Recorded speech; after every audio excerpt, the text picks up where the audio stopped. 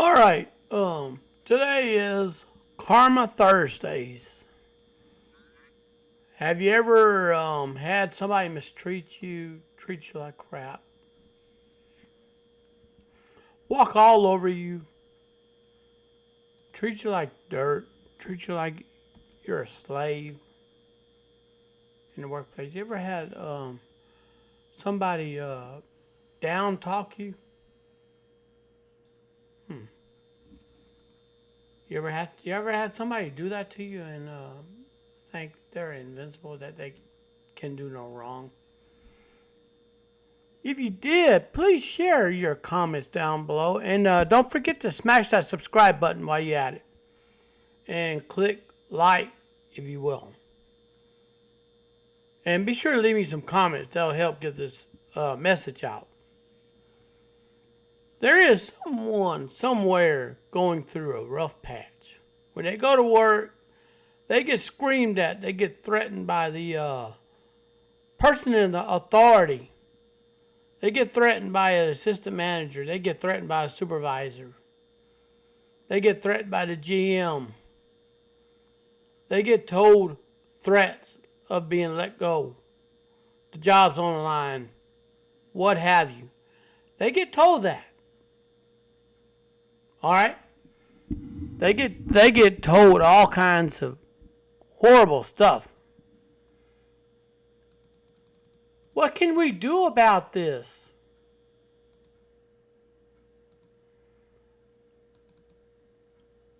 You want to stick with a job and get mistreated? Actually, when a manager talks to you like that, there's something wrong with that manager, not you, the employee. They think they can walk all over young employees and get by with it. Then when you leave, they target you as no rehire. Wonder why. I wonder if the HR of the company did not take a second look.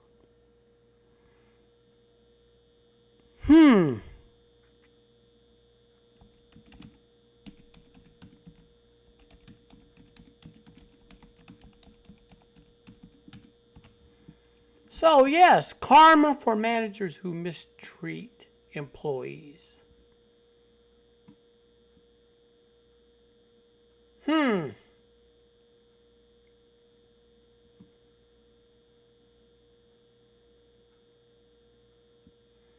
The karma of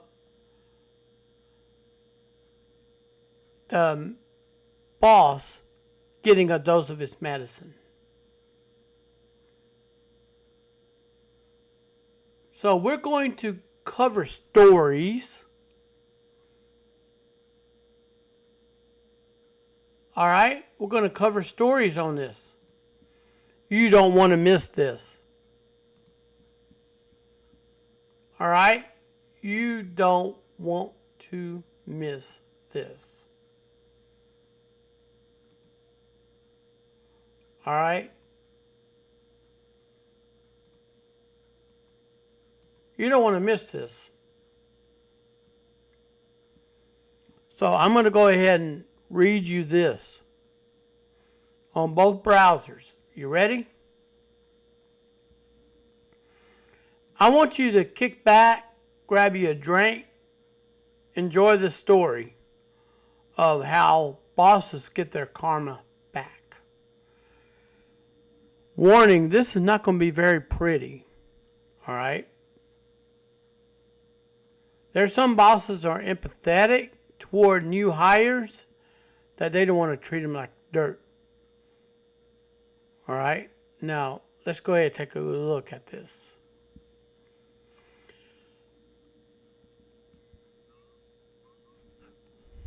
So, yes, there are rogue employers out there that take advantage of employees. They use their vehicles to go buy drugs, buy controlled paraphernalia. They mistreat employees, break the business non-fractionalization policy, one by one, you name it. There's something wrong with them, not the employee. Have you ever received an advice to take the high road and let go of the wrongdoing?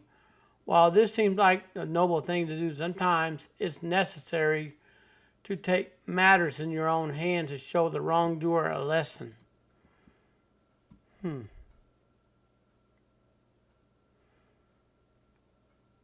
And in the following example, these individuals took the popular phrase, "Don't get mad, get even," to a whole new level. We can't help but applaud their efforts. There's no such thing as a free ride.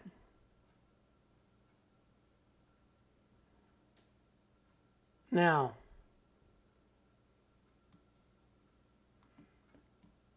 this is in Norway.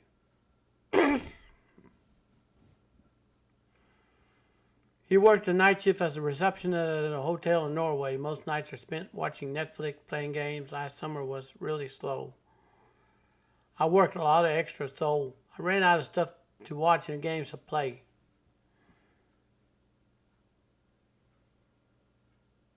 So, one night I got an email from Scooter. He wanted to book a room for almost 20 days. I had to send him the price and confirmation so that we have rooms available. He would then send me his credit card info for me to pre-charge. Normally we just delete these kind of email, but I was bored out of mind. He responded with an offer around $2,000 for the entire stay.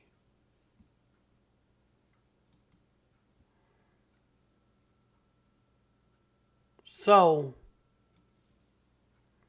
I made sure to inform him he could cancel for free up to day of arrival. For your information, probably the most common fraud attempt in the hotel travel industry. Fraud happens in every industry work you can think of. Unlike most businesses, we were able to charge credit and debit cards not only with a card number but expiry date. No need for a PIN code and other authorization methods.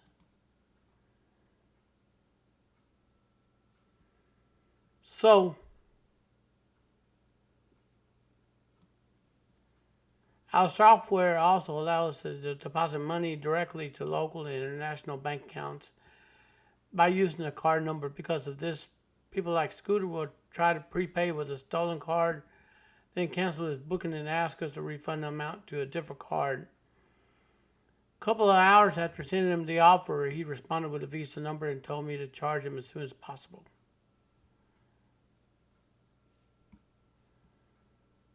So, I sent the card with our validation software, and my big surprise, it did not belong to Scooter. It was a stolen credit card, all right? If the validation succeeded, it would be returned to the card owner 90% of the time. I sent him a new email stating that the card was declined because of insufficient funds. All right?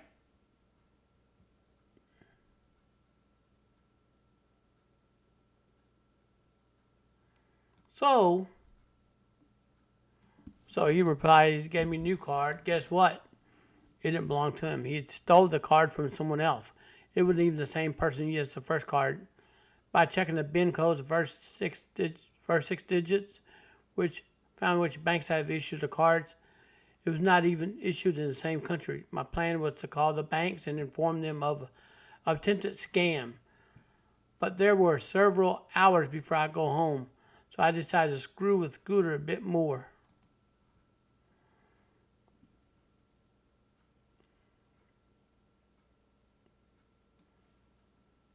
And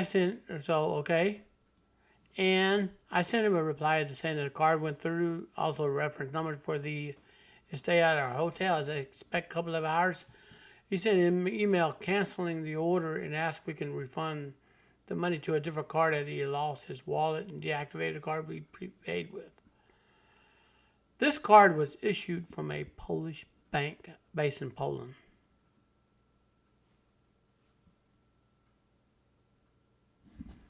All right?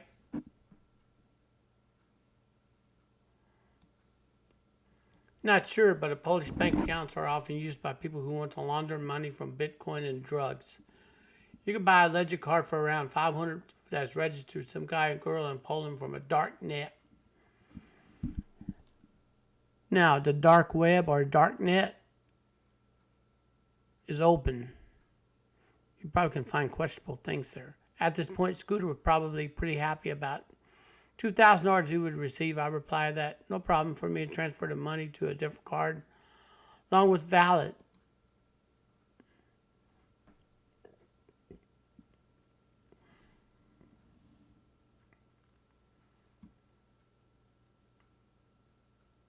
So, how fun would it be to cancel his own card, yet spend $500 for a new card? Not fun enough. And the last mail I wrote, he could send me his card number that our email server would go down for maintenance in a few minutes. So my boss would do it on Monday. So it was now Saturday morning. I had enough time for the charge bank to call us, reverse the transfer. If he needed the money right away, I told him to call the hotel before I ended my shift at 7 a.m. He called almost immediately. I wrote down his card number, his phone number.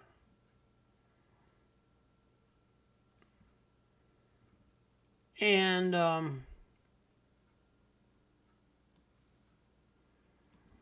it gets interesting right here. I told him that I transferred the money that it would be in his account by noon. The shift ended. I went home with all the information he had provided. I wanted to see if I could find out who he was. Of course, this blank had opened a Facebook profile found using his phone number. And to the surprise, he even listed address, employer. He lived somewhere outside London, UK, in an area I would describe as the British trailer park. Houses were nice at some point, where owners had spent no money on maintenance since it was built. So, trash everywhere, broken windows that were boarded up or fixed by sealing holes with garbage. Now to the fun part, according to his Facebook profile, he worked at a hotel. All right? So, this gets interesting right here. This means he would have access to a card information from guests that book through sites like booking.com. I called the manager of the hotel, told him there's a reason to believe that one of his employees trying to commit credit card fraud, that the card number belonged to their guest. I gave him the name of people who owned the card Scooter tried to pay with. To no surprise, they had stayed at the hotel. So, here's the fun part. I told him it was Scooter, and the manager just exploded in anger, not 100% sure of what he said, because he was screaming so loud, I didn't think Scooter was a normal employee. He worked through some kind of a government training program or something.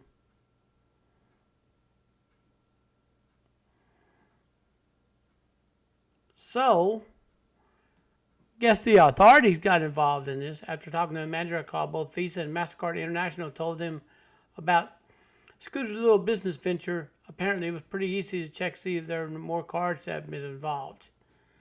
The authorities also called me later to get a statement regarding this whole situation to know what manager reported it. Not sure what happened to Scooter, but according to Facebook profile, he no longer works at the hotel. He got fired. He got arrested. People launder money by using stolen credit cards. It's not a very bright move.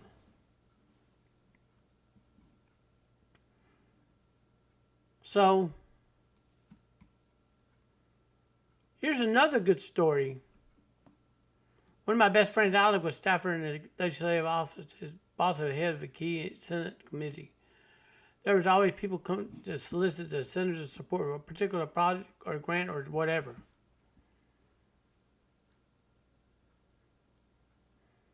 So Someone representing the arts program asked I was looking for a $250,000 grant was waiting. I called her Lobby Ann. She comes to the reception and asks for a pen. The center always gives away pens with their name on them in the stock, reasonably nice ones. So Alex reaches over to Ken where the pens are. So Lobby Ann said something along the lines, well, Senator will know when I show up without a pen. So what? She looks across the desk. So, Alex has some work spread out with his own favorite pen, an expensive one with a lapis inlay engraved with his name, term, office of a campus organization.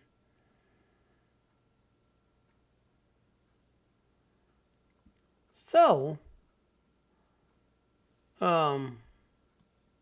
Lobby Ann reaches over, snatches it up, and just drops it in her purse. Alex, who is a very polite person, is completely gobsmacked and then tells Lobby Ann his personal pen, it's not up for grabs.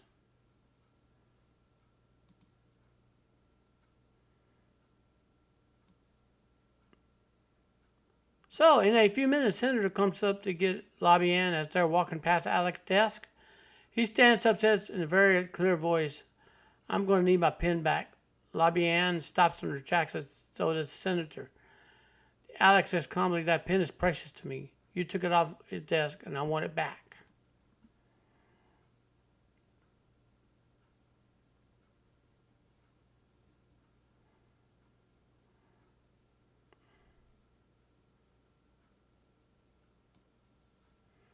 So guess what? The senator kind of gasped and said she took your lapis pen. Then she turned to Lobby Ann, who's frantically fishing around in her purse, stammering something just about borrowing it, said, give it back. Once the pen's back in Alex's hands, the senator tells Alex, come on back, I need you. And turns and walks back in her office, leaving Lobby Ann standing there as Senator shuts the inner office door in her face.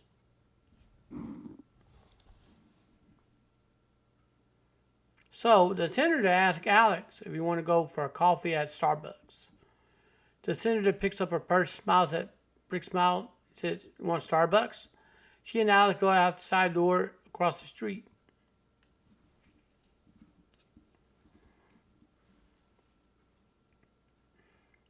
So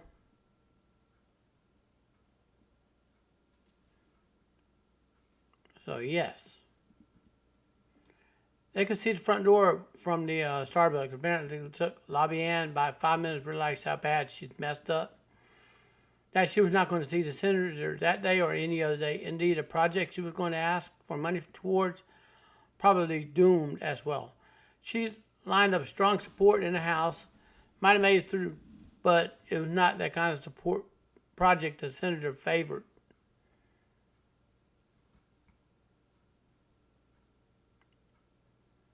So when she comes sneaking out, she almost saw Alex sitting there drinking their drinks. Alex ends his story with, that was the best coffee I ever had. So Lobby Ann got her karma. The grant she wanted got shut down.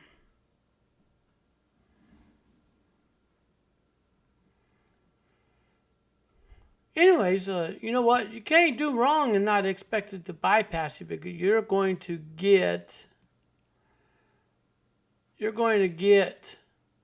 gobsmacked. Sorry about that. So, now, how did karma get your former employer or manager being so nasty to you? Couldn't tell you. Been spoken with anyone except my ex-boyfriend for necessary reason regarding my child. In the state that I left last year in August, didn't really care, to be honest. I don't need to talk about them. They basically left me hanging before I left the state. Hope they have the reels. Okay. So, now, Impolo wrote, excuse me.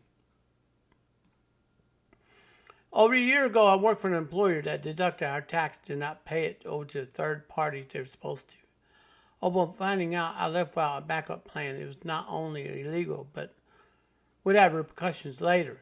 I got a job within 2 weeks of leaving after that company and other employees left.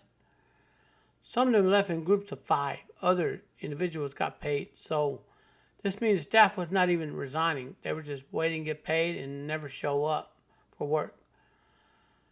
The company is apparently in shambles now. That was inevitable.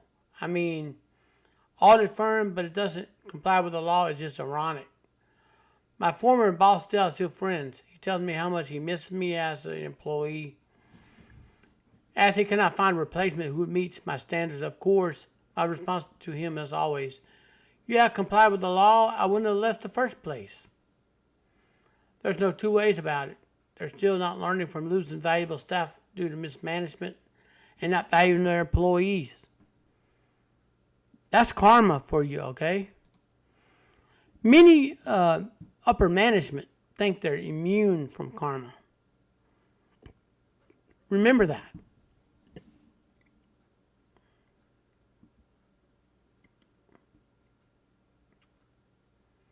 So, Lisa Lawson from Pennsylvania State, PSU, 2 years ago wrote this. You may not see it, but most time you'll hear about it, even if it takes years. I had a GM I worked for. He worked the backside off for him, made him look stellar to the top executive in the organization. When the opportunity came for him to support me, he let me down big time. I ended up having to look for a new job. And then it was 10 years later, I heard from a design engineer I worked with and kept touch with. He called me to let me know that this GM was replaced by someone at the parent company was forced to leave the same day. He walked out in front of employees who reported him right out front door. Not that I wish anyone ill will. He later had to have quadruple bypass surgery on his heart. So yeah, from experience, I've seen karma catch up with horrible people. That was just many examples I've seen. Karma got him with a quadruple bypass. To the bosses that are listening to this video, you could throw boxes at your employees that are on the hourly floor. You could think you're invincible. You could kiss the upper management backside and think you're going to skeet karma, but karma will come and visit you in a way that you will not see it coming.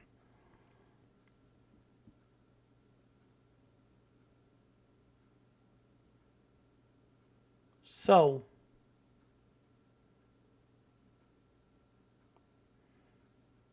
now,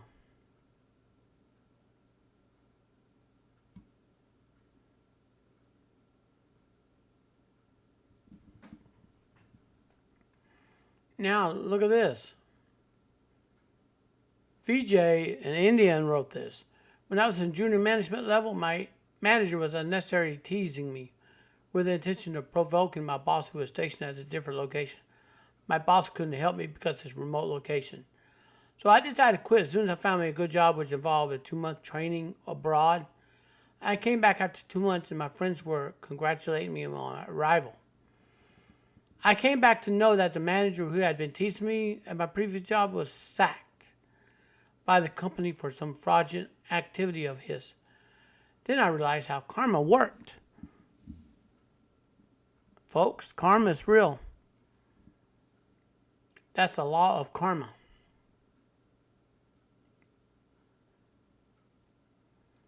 And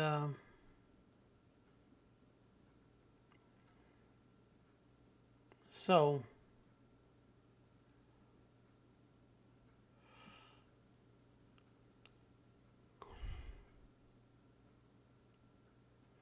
I'm telling you, there's lessons to learn when the bosses bully employees come to face their own karma. It's not going to be pleasant. Now, I'm just telling you, it isn't pleasant.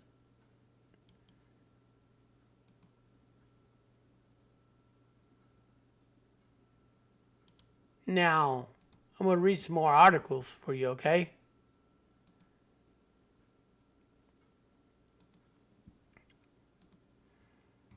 Now,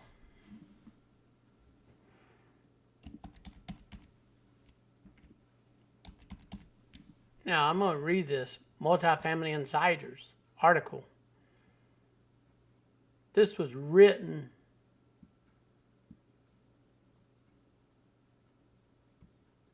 you know what? This was written right here to actually, so it was written,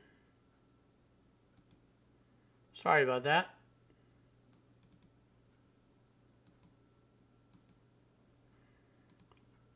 I forgot to change the browser. There you go. Why are managers allowed to abuse their powers? But sometimes it takes a little bit of time before they get caught and reprimanded badly. Now, Christina Janice wrote this piece. Why are so many managers allowed to abuse their powers when an employee reaches out to the regional? The manager retaliates. Why when HR has reached out to who doesn't help? To help, HR help versus to say, let's get rid of them. Again, HR isn't your friend. Where do people's morals? When they say employees come for help, the problem, then when employees go out for help for the same person, the boss to the employees just get let go. That's why no one speaks up. They need a job. They feel they have to take the abuse. Very toxic, right? When will a regional HR do what they're put to do? Why don't they investigate, take what the manager says or the employee says, actually do their homework? So I think there should be more training on this. HR should be allowed to be friends with people in their companies that would have a factor whose side they be on. That happens more often than what we all think. Just like we're not allowed to be friends with residents who can violate fair housing. I feel managers shouldn't be in position unless they're 100% stable and mentally understand not to mix personal with business. Anyway, I'm done with my rant. I'm just tired of managers in the upper management abusing their position. Wish I could do something about it, but for everyone to stay quiet due to them, knowing that they would just get fired, just like someone abusing you mentally, physically. You can't do anything about it. Many people in this industry have anxiety health problems due to the toxic work environments. I really like the industry itself. Some people are managed, it hurts the industry. If someone knows I can get help, change this, please let me know. Yes, it's easy to say I choose a different career. That's not just the point. The point is change needs to be done in the industry.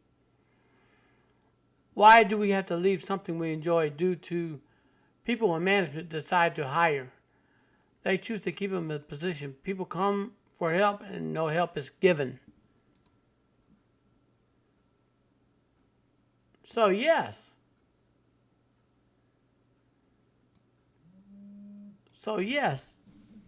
this happens more than what people think. So this is your Karma Friday. Remember, to the bosses, you might hire somebody else to replace another valuable employee. But are you going to get the same super service that you got rid of? No. It's going to cost you more to train a new employee than you take the current employee you have that's already been broken in, doing a top-notch job. You should appreciate them. Now, Keisha Gaskills, I went through this, followed by a chain of command, only to be talked down, demeaned in front of other property managers at a meeting. Regional who love using the F word forward towards employees, nothing ever was done. She gets the money from tenants. I got sick from the stress, saw a cardiologist. Testing, the doctor said it was a toxic work environment. I got a new job making less money, but I struggle and feel much better. Wish the higher up would stepped up and made sure we were treated like we should be. So yes.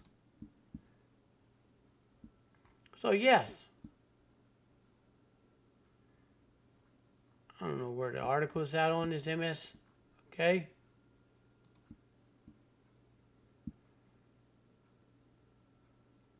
So, I don't see anything here. Okay, well, that concludes it.